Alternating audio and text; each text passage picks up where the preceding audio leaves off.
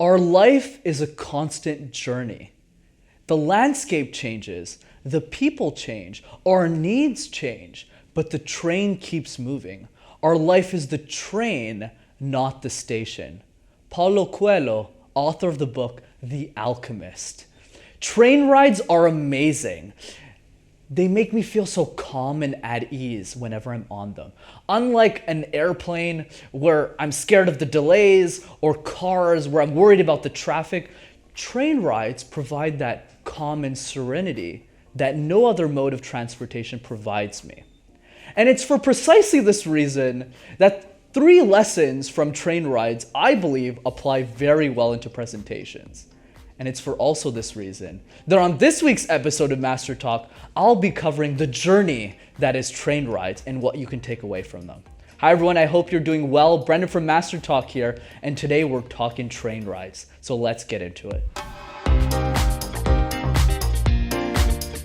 Number 1, public speaking, much like anything you'll do in life, is equally about the journey and the destination. Anything you've accomplished in your life, whether it was walking for the first time, riding a 2-wheeler bike, you never forget the bruises, the pains, the journey that you go through it to master the skill. Or in some cases, especially when you're walking for the first time, your parents have a very good memory of that. But the point I'm making is the journey and the process that you go about something is just as important as the wins that you celebrate when you achieve something. Because when you accomplish something in life, it gives you the tenacity and the courage to pursue something else. And public speaking is very similar in that regard, where you have to master multiple things to get it right. Whether it's silences, ums and ahs, and the list goes on. So you need to celebrate the small wins throughout the journey. Similar to train rides, where the journey is great, but you also want to get to your destination so you can go on to the next thing. So remember that train rides are equally about the journey as the destination. Number 2, the calmness of the train ride symbolizes the presentation mindset you should have. Whenever you feel the serenity and the calmness of being on a train, it reminds me a lot of the way that we perceive our audiences, more specifically between average speakers and exceptional ones.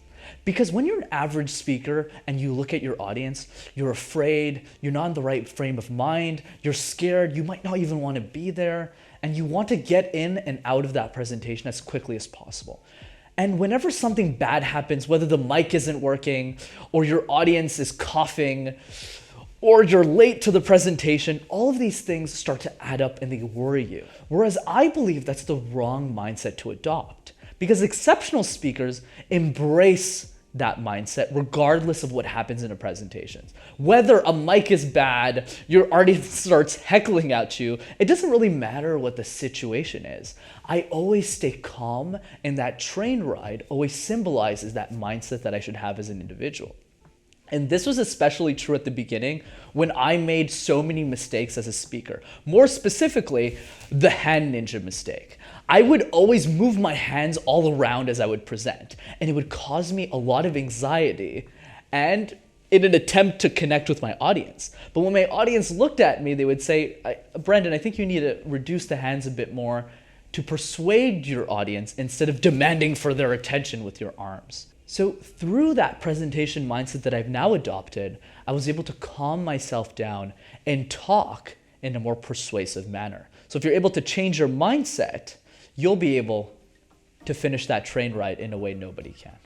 And finally, number 3, which is probably the most important one, is enjoy the ride regardless of the delays. What I find very interesting about train rides, especially since there's Wi-Fi whenever I travel, is if there's a delay or something goes wrong, I'm still productive. In fact, this YouTube script I wrote in a train ride. So if there's delays, it doesn't hinder my day or hinder my productivity, versus being in an airport and waiting for the next flight and being afraid to catch it, or being in traffic in a car, not being productive and not knowing what you're going to be doing next or how long it's going to take.